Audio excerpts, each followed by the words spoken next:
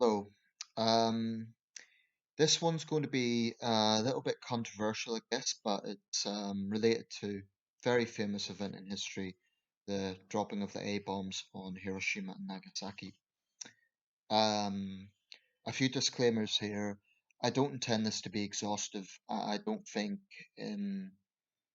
I was going to make a very serious, in-depth video about that event. I could really summarize it in a 10, 15-minute video, whatever this will be.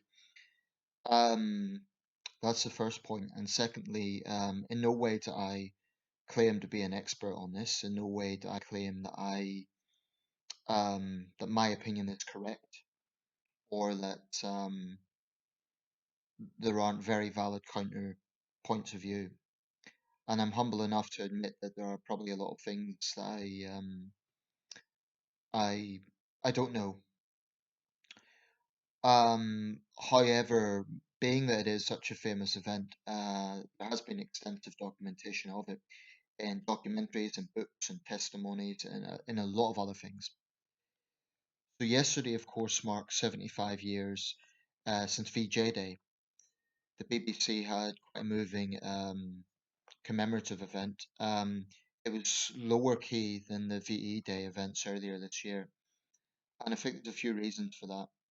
Firstly, VJ Day in 1945, at least in Britain, was my understanding more low key as well. Not low key. It ended World War Two, but one major contention. I'm going to come to the A bombs issue in a minute, but on this for now. One major contention with a lot of veterans at the time who were serving in the Far East was that they were forgotten, and it's understandable that they felt that way because it must have been quite almost insulting to see people celebrating it back in London in Trafalgar Square when they were still prisoners of war, if they even had access to information about that. Um, it's almost like, well, people are acting like the war is over, and it's not. It's just over in Europe. Um, the thing is, Imperial Japan never bombed Britain. So I think for the British civilian population, it was more personal against Germany because obviously our cities had been bombed and thousands of British civilians died and were made homeless and wounded and so on. So in that sense, it was more of a connection to the civilian population. Although, of course, there were civilians who had loved ones serving in the Far East and sadly, in some cases, prisoners of war. So I thought it was a moving event. I thought I liked the way I don't know where the venue was. I'm not sure if that was Kensington Palace or somewhere else, but I liked the way they sort of brought up the imagery on the facade of the building. I thought that was moving and well done. Dame Vera Lynn, of course, has passed away since the last commemorations back in May, so they had a tribute to her as well. And I like the fact they did emphasize the multicultural nature of the British war effort. I mean, it featured Indian, Ghanaian, Nepalese, Imperial troops as well, and that was extremely important. We should never ever overlook the sacrifice those men made um, for the war effort and for the British Empire at that time. Um, we can never overlook that and the profound sacrifice they made. I do think that film maybe needs to feature that a bit more. When we see war films focus on the British side of things, it tends to be white British troops, and I'm not being politically correct about this. I do think on some level we overlook the Imperial Allied efforts in that regard, um, on some level. But that's just my feeling about it. Um, to get to the issue at hand, the A bombs. So they were of course dropped on, I believe it was the 6th for Hiroshima and the 9th of August for Nagasaki. My understanding is Hiroshima, I forget whether it was Hiroshima or Nagasaki, but one of those cities was actually the second option. There was another city, I think it was Kawasaki, I'm not 100% sure. It was actually the primary target, but cloud cover made that difficult. Um, Here's the thing that is very, very, very important to understand with almost anything regarding World War II, and it's two words: total war. Total war. I think that's extremely important because I think a lot of people that look at these events today, they look at it through the prism of the modern world. 75 years on, they're looking at it through um, the fact that there was such immense human suffering in that event, by which I mean collectively World War II, that people did become desensitized to an extent, I think. And they were also ignoring the incredibly complex world situation that leaders were facing. Now, my gut feeling, and I'll just say this, is that the A bombs were justified, but I think it was a necessary evil. So let me elaborate this. It was an evil because a lot of innocent people died, and it was a horrendous event. I mean, people literally turned to dust, people liquidated. Um, it was a barbaric event. There's no question about that. But I honestly think a lot of people who bring this up as a way to criticize the United States and American foreign policy are totally ignoring the fact that this took place in the context of the biggest conflict in human history. They are ignoring the fact that the United States and other allied nations were dealing with an enemy that was fanatical. I think it's very, very important to understand that. Japan in 1945 was not the Japan of today. I think that is very important to understand because the philosophy of the enemy was sacred war. In fact, one reason the Japanese were so cruel with Allied POWs was they believed that they had dishonored their own nations. So when they tortured British and Australian and other Commonwealth and American troops, the logic was they're no longer men, they've dishonored their homelands. And they justified that to themselves as a way of condoning their cruelty.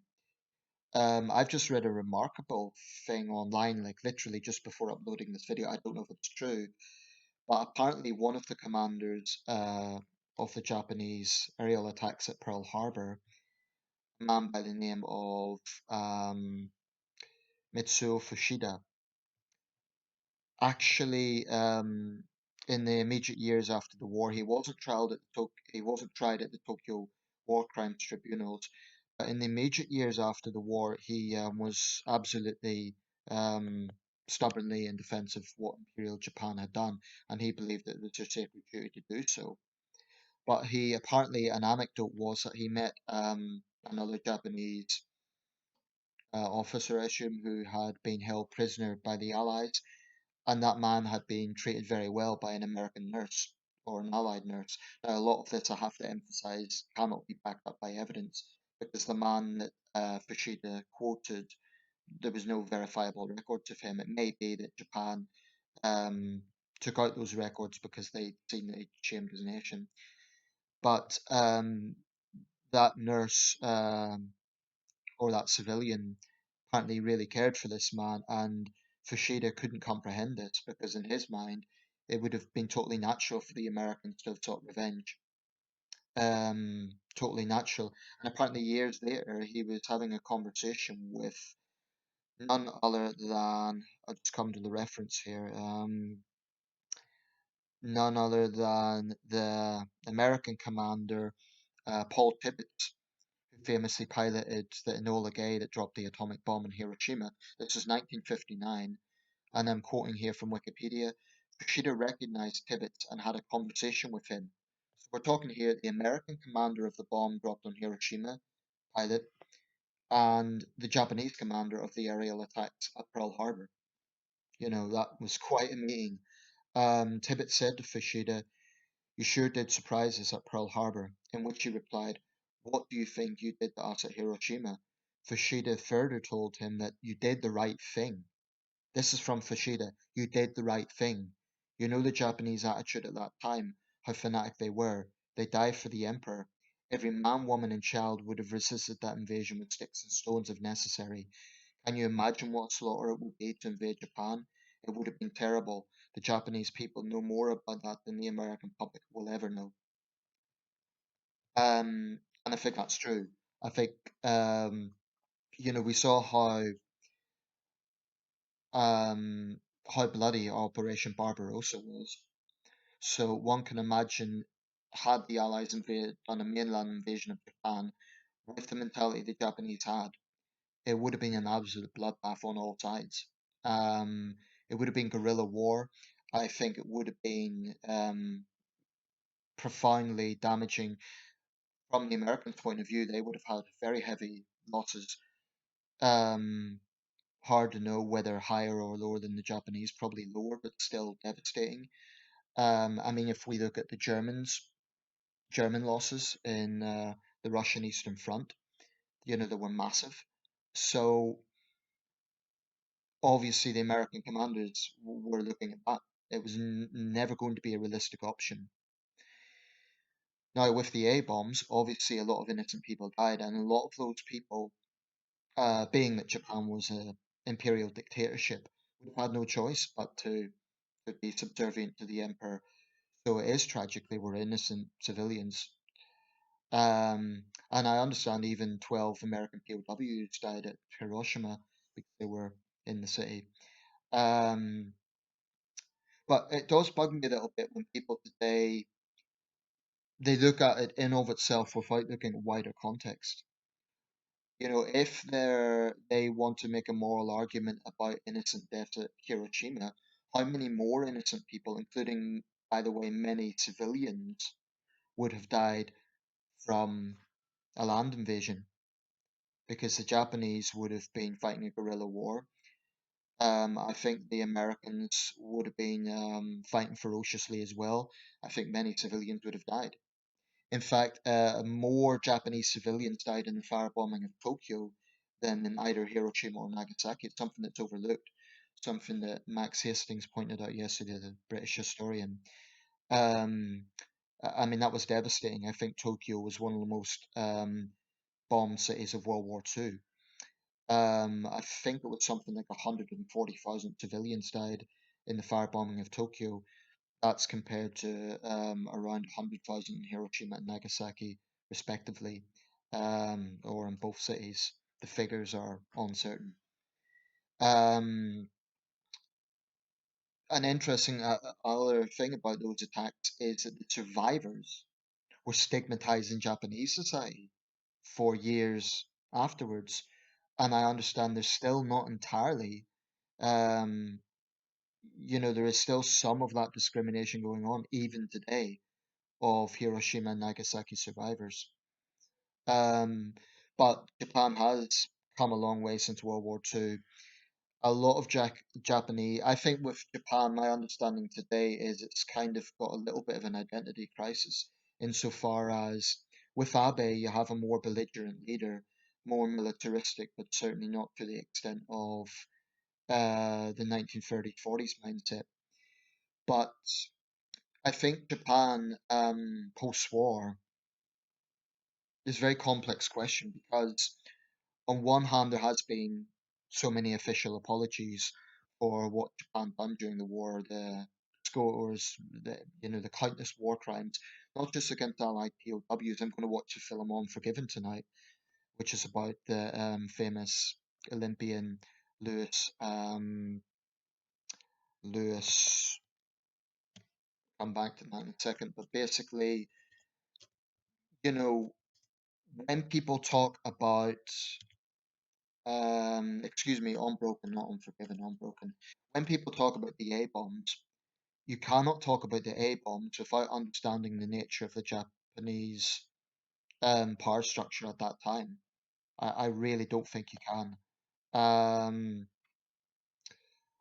yeah, Unbroken, just to come back to this, the story of Louis Samperini, the Olympian who survived a Japanese prisoner of war camp.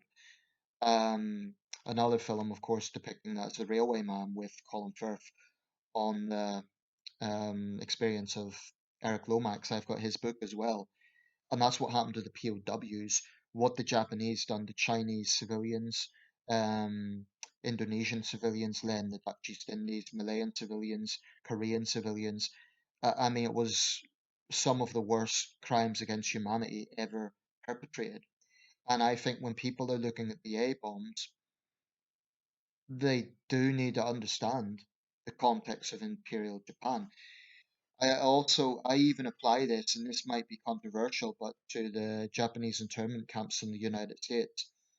Um, I don't think it was justified because it was collective punishment of all Japanese American civilians. And I think it was right that the Reagan administration apologized for that because there were patriotic Japanese Americans who, were treated like the enemy. To a lesser extent, German and Italian Americans. But again, it's very easy to judge now, particularly when American and Japanese relations are pretty good. Um, if you'd survived Pearl Harbor, I think you wouldn't be feeling particularly friendly towards any Japanese person. And that's not right, but it's human nature. Now, that doesn't mean it's justified that the President of the United States permitted that, and it is a stain on Roosevelt's record. But I again would suggest that it needs to be understood in the context of total war. Um, it was unconstitutional, it was discrimination, but I also think it would be naive to say that there was absolutely no Japanese Americans involved in espionage. After the Pearl Harbor attacks, there was something called the Nihai incident, I believe, in which local Japanese Americans apparently aided a Japanese convoy that was coming back from the attack on Pearl Harbor. And again, I stress that the details of all these things, this is not intended as an in-depth video, but if I was to have one sort of summarizing theme about this, it would be that you cannot judge World War II by the standards of today. It was a total war. And it's interesting. Years later, when John Lennon and Yoko Ono were campaigning for peace, Yoko Ono, of course, is Japanese. Um, it's not really got any relevance to this, except that they had that kind of pacifist idealism, even from the 60s onwards, 70s onwards. I really, really think that when people judge the events of World War II, they need to look at it in context. The A bombs, whatever way you look at it, ended World War II because the Japanese officially at the high level say we have unleashed a mighty giant who has, used a weapon beyond our imagination. This is not verbatim, of course, but that was thinking that this is something that we can't comprehend. Um, I don't know to what extent the Japanese had knowledge on the Manhattan Project. I imagine it was minimal. There are a lot of myths told about those events, though. One thing was it was revenge for Pearl Harbor. Well, that's not true. The Doolittle raids were the direct revenge for Pearl Harbor of 1942. They were relatively low scale, low Japanese casualties. It was more a strategic thing. But, the A bombs came 4 years after Pearl Harbor. It was direct revenge. Of course, there was a moral thing there or morale thing. A lot of Americans would have looked at it, but I don't think that the A bombs were direct revenge for Pearl Harbor. I think the firebombing of Tokyo was direct revenge for Pearl Harbor, if such a term can be ascribed. The reason for the A bombs was to end World War II, not revenge for Pearl Harbor. And I think it is irrefutable that had that not happened, I don't think Imperial Japan would have surrendered via conventional warfare. I mean, tens of thousands had already died in Tokyo. That didn't make the military government, consider changing their approach to World War II. It didn't make them think we're losing so many of our civilians. As far as they were concerned, those people are dying honorable deaths. It's a sacred war. And this is something about the A bombs that people totally, totally overlook. because I think they're judging by Western morality, actually.